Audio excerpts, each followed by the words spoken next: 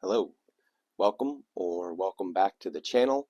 I'm Zach Markowski, and tonight I'll be discussing not the eternal recurrence as general confusing idea, but eternal recurrence as a larger framework of what Nietzsche understood in relation to not just Zarathustra and his purpose, but mankind in general. Because if you understood what Nietzsche and his, by proxy, his mouthpiece, Zarathustra saw, he saw that purpose had run out for man. He saw goodwill had run out for man. He saw what was coming.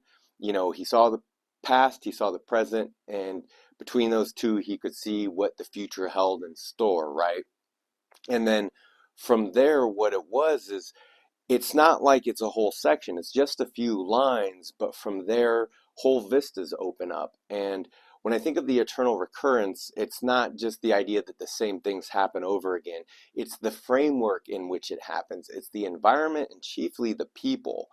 So, in the beginning of the book here, in the prologue, after Zarathustra is basically introduced by the narrator, and he goes down to man, he sees the saint, he arrives in the town, he goes to the market, and he comes out swinging, as Nietzsche always does. So he teaches them the Superman, his highest lesson, and because he's looking to the future, and he's seeing that these people have no regard for that. They can't see it at all, and they don't even care, they don't know, and actually they don't want to know. And that kind of gets into, well, his whole philosophy is perhaps the world's smartest man, maybe of which who, in the whole history of mankind, we've gotten one of him so far. So, maybe we've had other geniuses who were overshadowed by the atomic age, which Nietzsche kind of dubbed the name, right? And all these other reflections of both technology and how that was shaping our environment and in turn shaping us, and how even though things were changed, that everything had remained the same, thus the eternal recurrence. It's actually the most obvious thing in the world if you feel it, if you understand it, if you see that to a certain degree everyone's bugs ambered in time, they're wriggling around in the amber and it's sending out these waves. And it gets into the whole misconception in physics, in reality, in our minds, and what we are. But basically, Zarathustra gets to the town and he sees that the people don't understand him in his highest lessons. They don't understand the purpose that he's assigning, whether or not they like it. Because, as he kind of says, they think coughing an objection to strong winds. You're not going to stop the wind, you're not going to stop Zarathustra.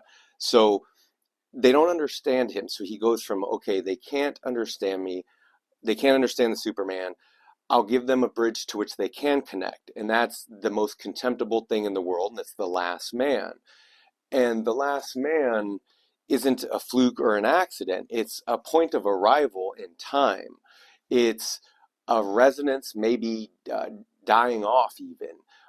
Maybe it is the resonance of dying off. It's the legacy of sickness left by the great events that were once upon a time called history, right? So what Nietzsche then offers them is the last man, and he describes how this person is, who this person is, what they're like, how they sound like, how they speak, why they cling to each other, right? But what it is in particular is that he recognizes them as like, oh, the reason why they can't hear me is because, as Zarathustra frequently states, is that everyone thinks they know the meaning of good and evil. Everyone says they know the values of things. Right? Everyone knows the language, right? And then he goes further with it in Camel, Lion, Child, the three metamorphoses, in reference to the dragon being basically like the larger manifestation of the spirit of gravity, which is the law and barrier of man, and not the reality of man. It's just custom and shame. It's a evolutionary and legal baggage, you could say, making mankind feel like shit forever, right? You've got original sin, you've got this, you've got that, you've got a disease. Here, we'll prescribe the medicine. Ask Foucault, right? There's a whole history and a reason and an intention and a selecting and a deselecting process that's been happening all along. And it's not accidental, and it's not wrong, and it's not bad. It just is what it is. So that's Nietzsche's understanding of the eternal recurrence, right? That if that little creature came up to you and said, hey, if you had to do this over and over again, like that bug, ambered in time, everything's going to be the same. Could you handle your place in space and time? Do you see a God or do you see a devil in that question, right? And, the bad conscience sees a devil. And then the human being who actually, the rare human being who learns happiness or who becomes happiness, I don't know how else to put it, right, that's the one who sees the God. But Nietzsche's saying that they have, the reason why they can't understand is because they already think they're the end point. They think they're the spearhead of evolution. They think they've finally arrived. They've discovered happiness, right? They've discovered the meaning of things. They know all the values of things. And like the dragon says, we know all the values, therefore there can be no values. He's realizing the message is going over their head. And so he says, must one first batter their ears that they may learn to hear with their eyes? Must one clatter like kettle drums and penitential preachers, right? This is what they're used to. This is what they've been trained for in these resonances, right? This is his whole genealogy of moral. It's understanding that language is affect. It's real power, even though it's not the logocentrism, it's the dragon behind it. It's the reality behind it, that these things keep happening. When I say eternal return, it's the framework. It means it's the people. So it's about first and last men.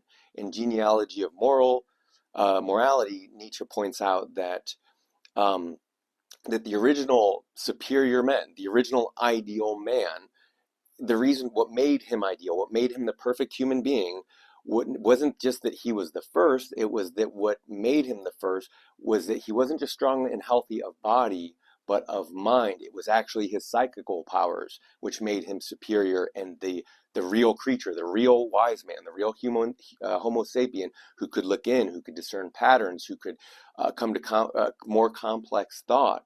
Right? So the idea that the original man or the best man is a dumb brute or a strong brute, it just doesn't, that's a different type, right? Because remember, Nietzsche's also a psychologist, and he's a psychologist of types. It also gets into heritability and genetics, and that's all dicey just because people can't handle anything generally, and I'm not worried about my audience, but that kind of goes with the rest of the evolutionary theory about extroverts versus introverts that I've been talking about, that maybe someday if people or the time is right, I will, release more there.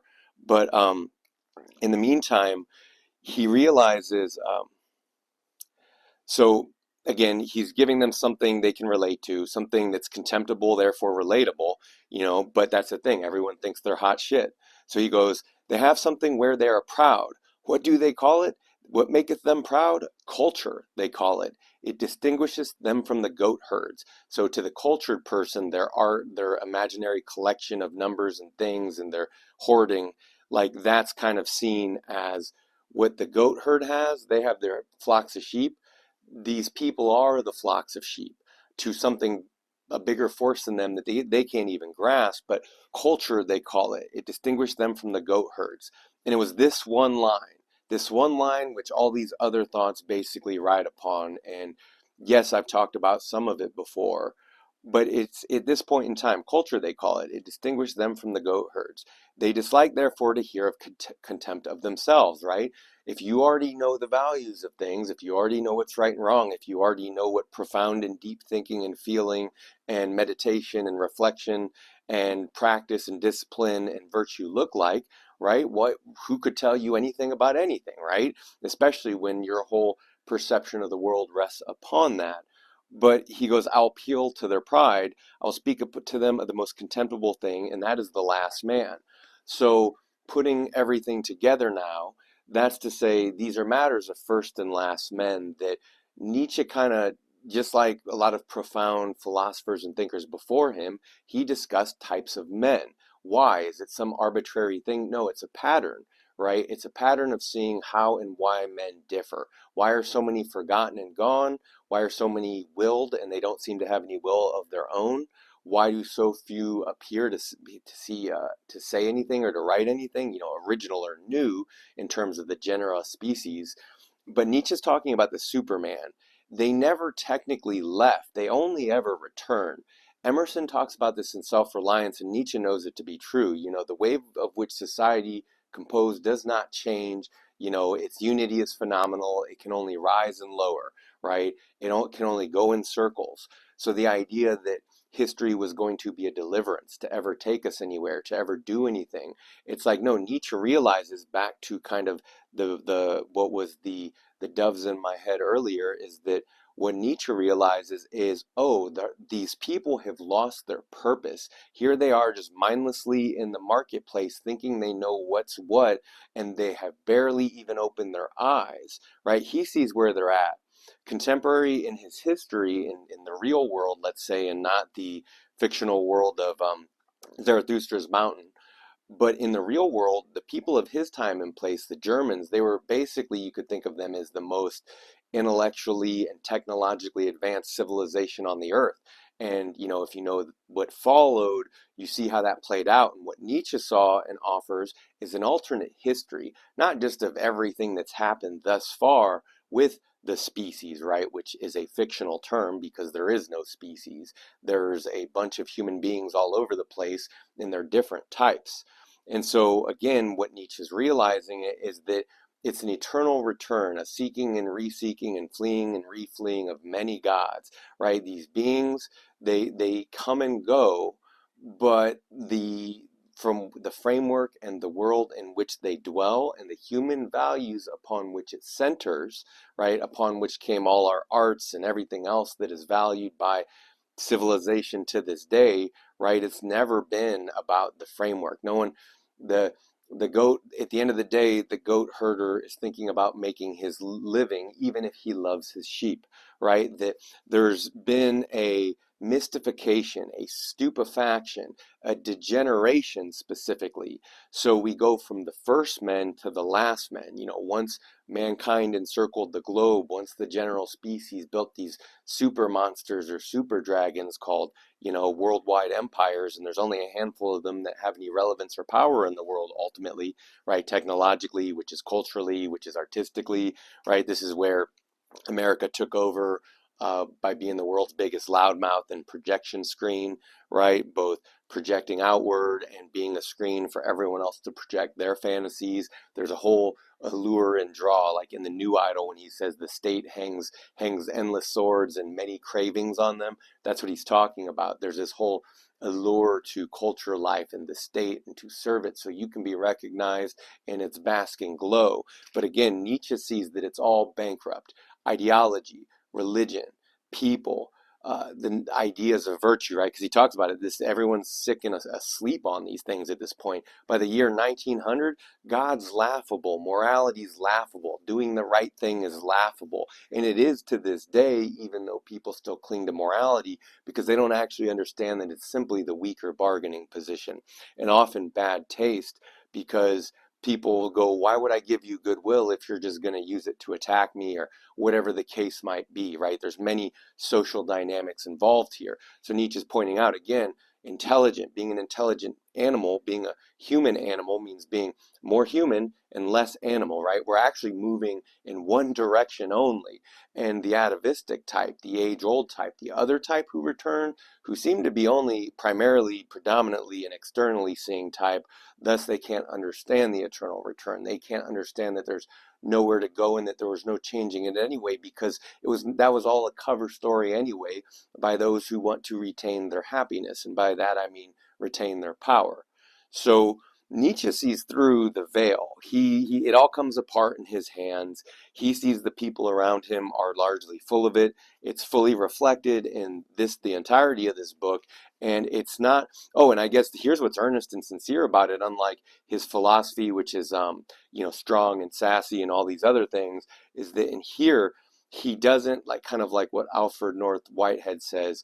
Everyone else, they try and hide the bad news and then they sneak out a sunny alley in the back, and you could assume that they're happy for their paycheck. But what Whitehead says of these matters is that you see in most philosophy and in science, it doesn't even exist. Humanity just doesn't even exist in the scientific lens, and that's a whole nother thing, talking about, again, lack of wisdom here and why history turned out the way it did, including the history that Nietzsche predicted with what would happen with his people. He saw they were blockheads. He saw they were clueless to stop what was already set in motion. And, that's just what it's like to be a species that is driven like that. But what White had observed is that if kind of like if not even suffering, if frustration wasn't front and center, or that it's more like that frustration is taken as secondary. That's what people get wrong about process, when all of life, it's like, whether you're playing the guitar, whether you're trying to learn some part, or you join the military, or you're an athlete, or any number of things, no matter what you're doing, your body and your brain are going to hurt, right? So the frustration is elemental to our being. And you see by the false ways in which people project on reality and try to order reality in a way that is not suitable to that reality, that inevitably just falls apart, breaks down, dies. And that's actually natural. That's part of a natural cycle.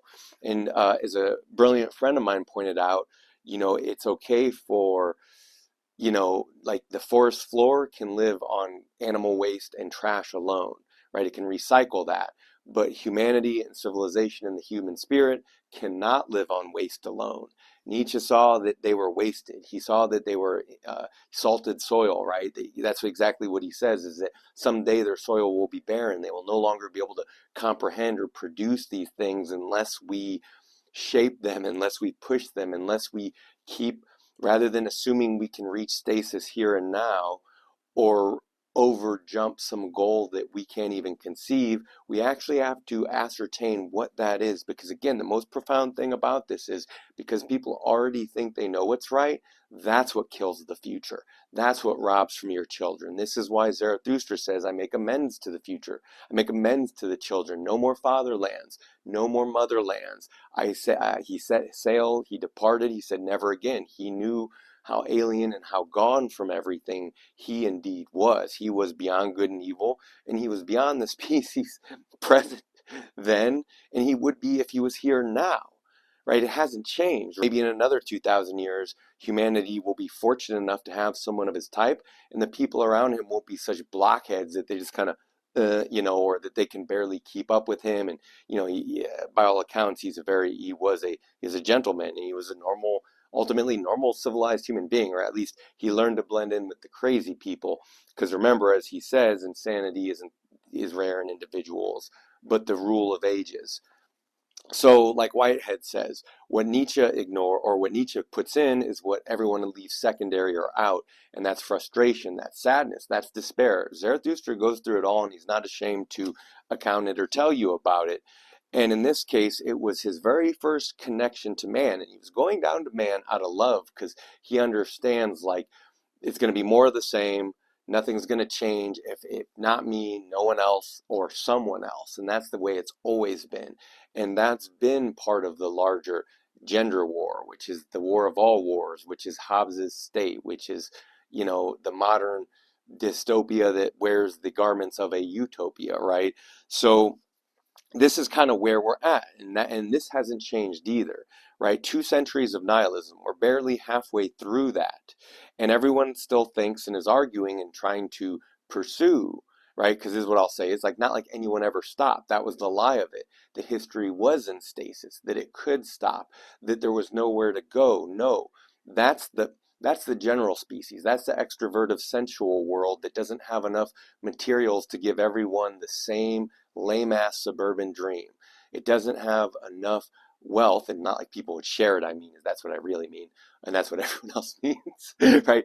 Not that anyone would share, even if it was enough, because this was Sitting Bull's take on the Americans when they got here. He said even if the country was twice as big, it still wouldn't have been enough. And I'm just giving you, again, alternate histories, different perspectives, right? And with all this is a lot of dumb luck. It's a stroke of genius and a stroke of fate that, again, someone like this comes along, and that he can leave a message that people 1,000 years from now will still be marveling at, right? That they could see that he's intelligent enough to see them and speak to them and say, hey, recognize that they've been wasted. They have no purpose. They have the guise of culture, right? Like the sheep herd do as sheep.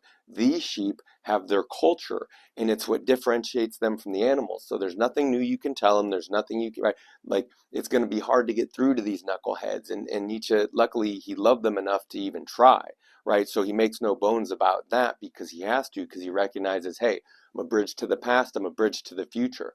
And that's what he ascribes to man. He says that's the best thing about man, is that he is a bridge and not a goal, right? So he's doing his He's ascribing and giving a purpose here where there otherwise is none. The lie of culture is that it had a purpose and it still has a purpose, when in reality it's maintenance, it's dirty work. No one's honest, no one can be honest. You don't want people to be honest. That's the last thing the world needed. When I said again, it's been selection and deselection in the vein of the Greeks, uh, the Romans and the Americans and everyone else who lives on as such. The whole obsession is actors and acting. We've taught the world, we've conditioned the world, is what I mentioned the other day when I said, everyone's kind of been infected by Christianity and this kind of unipowerful force that kind of coalesced in technology, Western civilization, religion, science, that evolved into this, I don't know, you could say octopus kind of monstrosity that gets into everyone's brains and shapes their environment and their behavior in one way or another. Typically violence, typically coercive, typically medicalized and institutionalized, right? And that because of this vast power that is so obvious, that completely dwarfs and makes obsolete and extinct the individual, Nietzsche, he shoots an arrow through time to maintain a passage open and a passage out. And it's not so much a passage out, but a passage in, because again, he's pointing out there was nowhere, they weren't going anywhere. There was nowhere to get to, actually. That was all a mythology, because it turns out we made a lot of errors through time, right? We were mistaken about so many things. And right now, to this day, to the people 100, 200, 300,000 years from now, they'll see how wrong we are about everything. And they're going to think we're primitive apes in comparison. And they should. And that's fine, because then, again, everything gets ambered in time where it's supposed to be. I've said it before that nothing here is accidental. To say that existence is a mistake is to say man is a mistake, and he's not, we're not. It's been intentional, it's been selected and deselected for.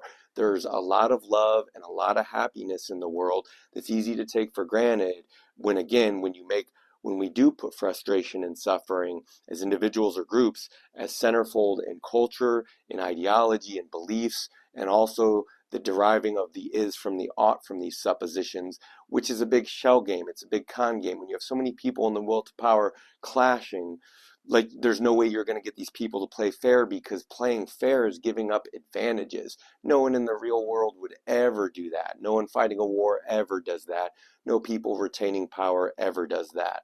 But Nietzsche says, if you could see through the veil, there it is, the eternal return, a perfect circle. It's like man's love for life in a symbolic wedding ring, to which, Zarathustra sings up and down the mountain, back and forth, up and down to man. So again, don't be fooled. Just because the sheep have their culture, right, they don't know the value of things. And these will be the arguments. And these are and will remain the arguments, right? Human values, how they're expressed, why they're expressed, the arenas and ways in which people express them. It's all an expression and a birth of intelligence and strength.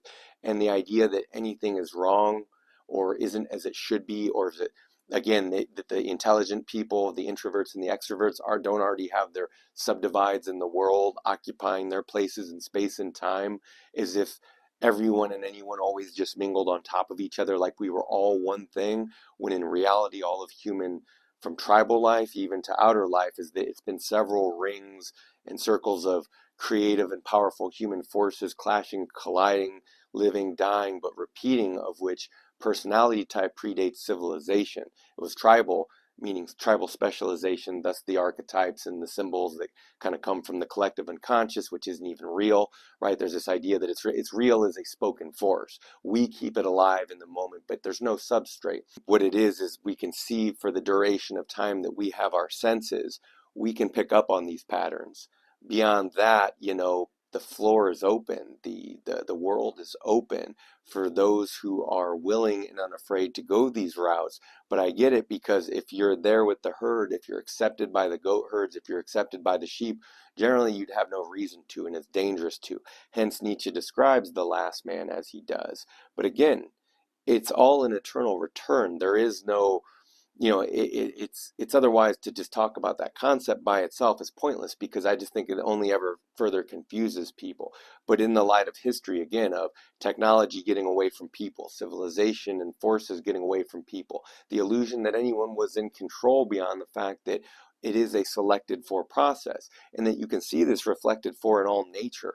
A creature comes to exist and it expresses the furthest capabilities of itself, that is upwards to consciousness and a self-reflection that can then further project that power outwards, to which, you look at so many other animals, like a dolphin or a bird or so many other, or especially apes, right?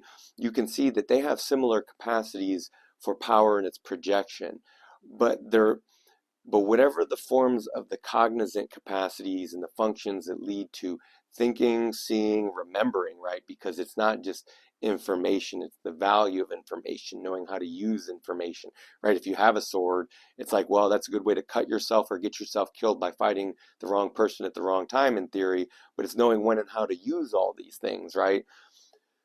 So, those were the thoughts. They have, right? They have that for which they are proud. It's culture. It separates them from the goat herds. Nietzsche goes, oh, no, these are the herded goats, right?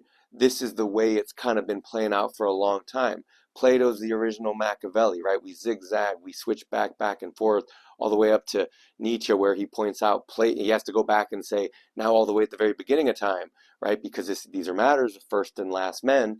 Now that we've arrived at the first men, or the last men, we got to go back to the first men, not in the first men of a more pagan, tribal, naturalistic culture that didn't even understand the full genius, couldn't even understand, as Nietzsche writes, the full genius of what they created, meaning the Greeks. And what he's saying is they never had the perspective to see how brilliant and powerful they are, that they would set the bar for all time to come, and that to this day, America still chases it in acting, in warfare, in our names, in our language, right? The whole world over, this thing is just landed everywhere, you could say.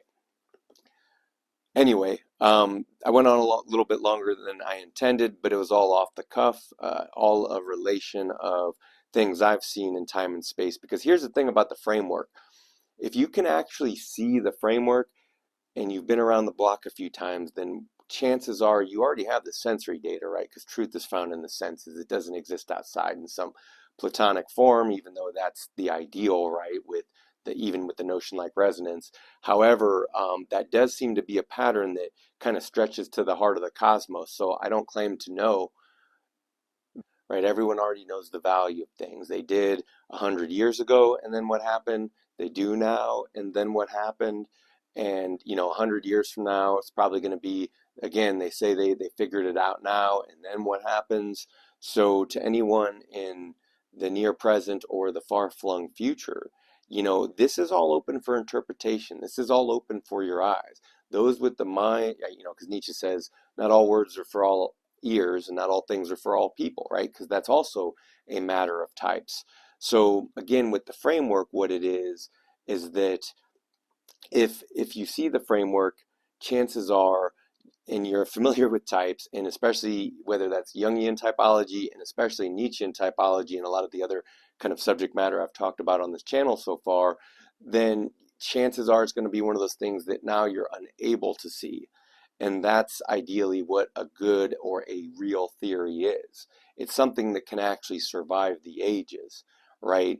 And Nietzsche filled out the framework. Anyway, this has been a brief talk on the prologue from Thus Spake Zarathustra. Again, thank you for your time. I'm Zach Markowski, and if we're fortunate, we'll be here tomorrow, and I'll catch you then. Take care.